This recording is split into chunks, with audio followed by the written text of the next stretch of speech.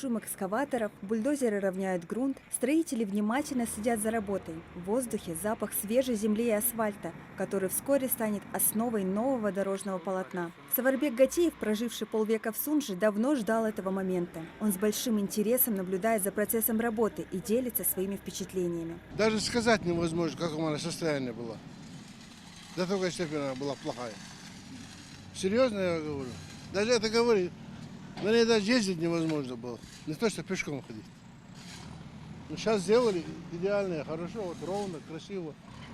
Два слоя, я думаю, один слой, два слоя, толстый асфальт. Лет 10-15 держаться будет, мне кажется. Дорога Сунжа-Горогорск-Малгобек, которая проходит по улице Плиева, давно нуждалась в срочном ремонте. На текущий момент работы на дорожном полотне длиной 2 километра 300 метров завершаются. Большая часть трассы была построена в прошлом году. Проходит полная замена дорожной одежды. Прокладывается 2 слоя асфальта и 3 слоя песчано-гравийной смеси. Применяемые современные технологии соответствуют всем требованиям. Вот этот участок дороги, он выработал весь свой ресурс. Здесь были трещины, ямочность, все эксплуатационные сроки вышли уже.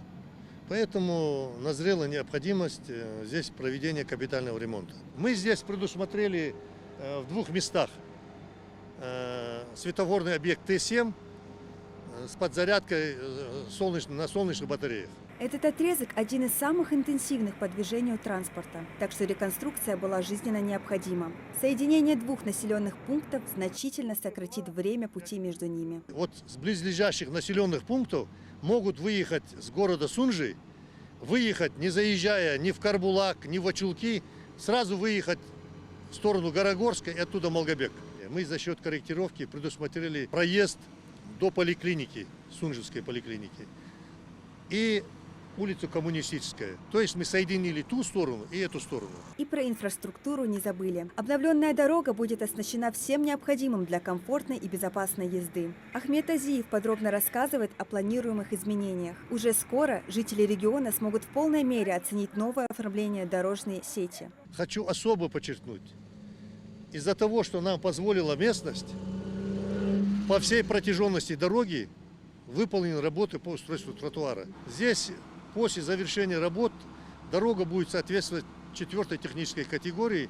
И я должен сказать, что здесь этот участок, вообще вот этот микрорайон, он вообще преобразился совсем.